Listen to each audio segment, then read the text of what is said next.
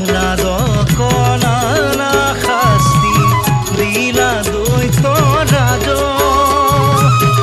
অন্তকালে স্তম্ভ মাঝে প্রভু হইলা বাজ নৃসিংহর লীলাই বধ দৈত্যেশ্বর বৈষ্ণব দিলা জ্ঞান মুখ্য